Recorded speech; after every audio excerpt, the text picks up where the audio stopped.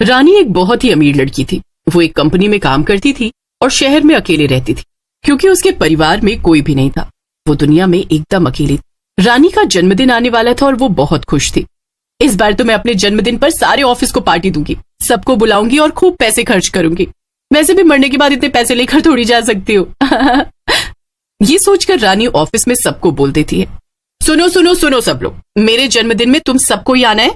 मैं सबको बहुत बड़ी पार्टी दूंगी और खूब खाने पीने का सामान भी रखवाऊंगी। तुम सबको मजा आ जाएगा। लेकिन रानी देखती है कि उसके ऑफिस के दोस्त ये सुनकर कुछ खुश नहीं थे। अरे तुम सबका मुंह इतना लटका क्यों है? तुम सब मेरी पार्टी की बात सुनकर खुश नहीं हुए क्या? एक आदमी जिसका नाम नरेश था रानी से कहता है, नहीं नहीं रानी, ऐसा कुछ नहीं है। वो दरअसल तुम तो जानती ही हो, जिस दिन तुम्हारा जन्मदिन होता है पूजा का जन्मदिन भी उसी दिन होता है, और तुमसे पहले वो हमें अपने जन्मदिन पर बुला चुकी है।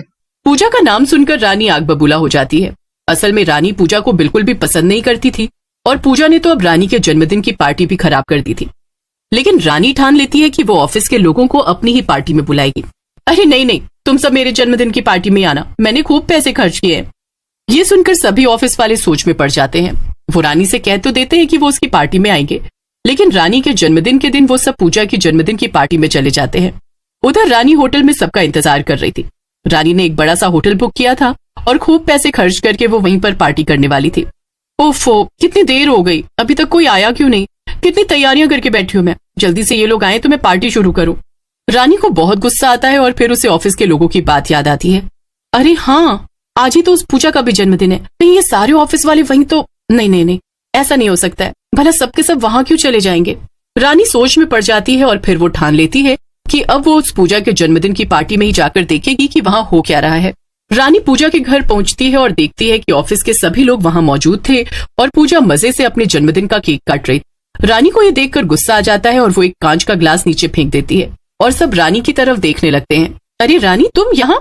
पर मैंने तो तुम्हें यहाँ बुलाया भी नहीं था, तो तुम क्यों आई हो? मैं तुम सबको छोड़ूंगी नहीं। तुम लोग मेरे जन्मदिन की पार्टी छोड़कर इसके जन्मदिन पर आए। रानी, मगर हमें तुम्हारी पार्टी में नहीं आना था। तुम हमेशा हमें अपने पैसों का घमंड दिखाती हो बस, जबकि पूजा हमारी अच्छी दोस्त है। रानी को यह सब सुनकर बहुत गुस्सा आता है। ओह, तो अब मैं समझी, तुम सब तो असल में मेरे पैसे से जलते हो। मैंने पार्टी के लिए इतना बड़ा होटल बुक किया और इतना खर्चा किया, वो छोड़कर तुम यहाँ इसके छोटे से घर में पार्टी कर रहे हो। तुम सबको तो मैं देख लूंगी। रानी गुस्से में पूजा के घर से बाहर निकल जाती है और अपने घर में वापस आ जाती है। वो अपने कमरे में जाकर बैठती है। मेरे कितने पैसे बर्बाद हो गए, ये सब उस मनहूस पूजा और ऑफिस वालों की वजह से। नहीं, अब मैं उस ऑफिस में नहीं जाऊंगी जहां मेरी इतनी बेइज्जती हुई। लेकिन मैं उन्हें वहां भी काम नहीं करने दूंगी। उन सबको ऑफिस से निकलवा दूंगी, चाहे इसके लिए मुझे अपने सारे पैसे ही क्यों ना खर्च करने पड़े। पूजा गुस्से में ये सब सोच ही रही होती है कि उसे दूसरे कमरे से कुछ आवाज सुनाई देती है। ये क्या, मेरे घर में कोई और भी है क्या? ये आवाज कैसी? पूजा दूसरे कमरे में जाकर देखती है तो उसके पैरों तले जमीन खिसक जाती है। वहां पर 2 चोर खड़े थे। अरे चिंटू, पकड़ इसे, इसने हमें देख लिया। हाँ रुक मिंटू, अभी पकड़ता हूँ। चिंटू रानी को पकड़ लेता है। क्या? नहीं नहीं, छोड़ दो मुझे, छोड़ दो मुझे। तुम दोनों तो वही जाने माने चोर चिंटू मिंटू हो। हाँ हाँ, हम वही हैं।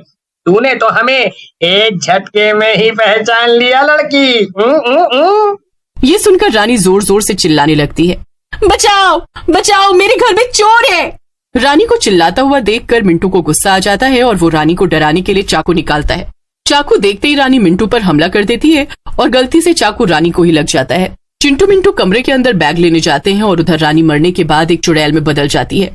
ये क्या हो गया मेरे साथ?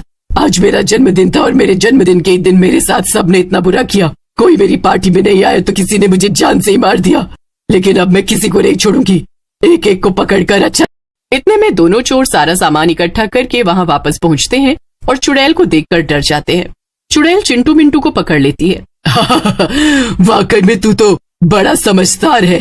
हाँ, मारूंगी तो मैं तुझे जरूर, लेकिन उससे पहले तुम दोनों मेरी मदद करोगे और मेरे साथ चलोगे, समझे? क्या साथ चलेंगे? मगर कहाँ? तुम्हारे पास कोई गाड़ी है? हाँ हाँ, हमारे पास एक ऑटो है। अरे वाह, तो चलो फिर, हमें किसी का जन्मदिन बिगाड़ना है। मिंटू और चिंटू कुछ समझ नहीं पाते, लेकिन उन्हें चुड़ैल को अपने ऑटो में बिठाना पड़ता है क्योंकि उनके पास कोई और रास्ता भी तो नहीं था। देखो, इस पते पर जाना है हमें, जल्दी चलो अब। और जब हम वहां पहुंच जाएंगे तो वहां जितने भी लोग मौजूद हैं हम उन सबको खूब परेशान करेंगे। तो चलो फिर। थोड़ी ही देर में मिंटू, चिंटू और चुड़ैल पूजा के घर के बाहर पहुंच जाते हैं। वहां अभी भी पार्टी चल रही थी और घर के अंदर से जोर जोर से गानों की आवाजें आ रही थी। चुड़ैल चिंटू मिंटू को लेकर अंदर जाती है। अंदर उसके ऑफिस के सभी लोग नाच रहे थे और खा पी रहे थे। अचानक से चुड़ैल जादू करती है और गाने बजने बंद हो जाते हैं। इसके बाद पार्टी में मौजूद सभी लोग हवा में उड़ने लगते हैं। बचाओ बचाओ, ये क्या हो रहा है? ये हम हवा में अपने आप कैसे उड़ रहे हैं? अपने आप नहीं उड़ रहे हो, मैं उड़ा रही हूँ। अचानक से चुड़ैल सबको जमीन पर गिरा देती है। आधे लोग तो चुड़ैल को देखते ही वहां से भागने की कोशिश करने लगते हैं, लेकिन चिंटू मिंटू सभी दरवाजे बंद कर देते हैं और किसी को बाहर नहीं जाने देते। अब मेरी इजाजत के बिना यहाँ से कोई बाहर नहीं जाएगा। अब मैं यहाँ मौजूद एक एक की खबर लूंगी। मगर हमने तुम्हारा क्या बिगाड़ा है? बहुत कुछ। शायद तुमने मुझे अब तक पहचाना नहीं, लेकिन मैं रानी हूँ जिसके जन्मदिन की पार्टी में तुम में से कोई नहीं आया और तुम सब ने मुझे धोखा दिया। सभी लोग ये सब सुनकर बहुत डर जाते हैं। चुड़ैल चिंटू मिंटू की तरफ कुछ इशारा करती है और चिंटू मिंटू जल्दी से सभी लोगों को रस्सी से बांध देते हैं। वाह वाह, तुम सबको ऐसे बंधा हुआ देखकर तो मुझे खूब मजा आ रहा है। अब पूजा तेरी पार्टी है ना ये, तो चल अब तू मुझे नाच कर दिखा। चिंटू मिंटू पूजा को खोल देते हैं और चुड़ैल के सामने खड़ा कर देते हैं। चुड़ैल गाना बजा देती है और पूजा नाचने लगती है। ये तुम ठीक नहीं कर रही हो चुड़ैल, मैं तुझे छोड़ूंगी नहीं। चुड़ैल को ये सुनकर गुस्सा आ जाता है। अच्छा ठीक, मैं नहीं कर रही, और तूने जो मेरे साथ किया उसका क्या? जब तक मैं तेरी पार्टी पूरी तरह से बर्बाद न कर दूं तब तक मुझे चैन न आएगा। तो तुम सबकी ये पूजा मुझसे ज्यादा पसंद थी ना? अब मैं तुम सबको मार दूंगी, फिर तुम दोबारा कभी इसकी पार्टी में नहीं आ पाओगे। नहीं नहीं, हमें छोड़ दो। इसकी पार्टी में आना तो दूर की बात है, हम तो दोबारा कभी इससे बोलेंगे भी नहीं। हाँ, हमें जाने दो। अच्छा तो फिर ठीक है, तुम सब जल्दी से पार्टी छोड़कर भाग जाओ, और अगर तुम में से किसी ने इस पूजा से दोबारा बात की तो मैं उसे जान से मार दूंगी। सभी लोग पूजा का घर छोड़कर भाग जाते हैं और फिर चुड़ैल भी पूजा को वहीं हवा में लटका हुआ छोड़कर अपने घर वापस आ जाती है। चिंटू मिंटू भी उसके साथ वापस आ जाते हैं। अब मैं क्या करूं? मैंने उस पूजा की पार्टी बर्बाद कर दी, फिर भी मुझे शांति नहीं मिली। लेकिन तभी चिंटू मिंटू चुड़ैल के सामने आ जाते हैं। क्या तुम दोनों अब तक यहाँ से गए नहीं? क्या लाए हो? चिंटू एक छोटा सा केक चुड़ैल को दिखाता है। एक छोटा सा बर्थडे केक। आज तुम्हारा जन्मदिन था ना, अब हम तीनों ही मिलकर तुम्हारा जन्मदिन मना सकते हैं। यही तुम्हारी आखिरी इच्छा थी ना? और वैसे भी जाने अनजाने में हमारी ही वजह से तुम्हारी जान गई थी, इसीलिए ये करना तो हमारा फर्ज था। ये सब देखकर चुड़ैल की आंखों में आंसू आ जाते हैं। तुम दोनों ने ये मेरे लिए किया, शुक्रिया। चुड़ैल केक काटती है और उसे बहुत अच्छा लगता है। अपना जन्मदिन मना लेने की वजह से चुड़ैल की आखिरी इच्छा पूरी हो जाती है और उसकी आत्मा को शांति मिल जाती है। तुम दोनों मेरा सारा पैसा रख सकते हो, तुम्हें दोबारा कभी चोरी करने की जरूरत नहीं पड़ेगी। इतना कहकर चुड़ैल गायब हो जाती है और चिंटू मिंटू को भी दोबारा कभी चोरी करने की जरूरत नहीं पड़ती। वो अच्छे से अपना जीवन बिताने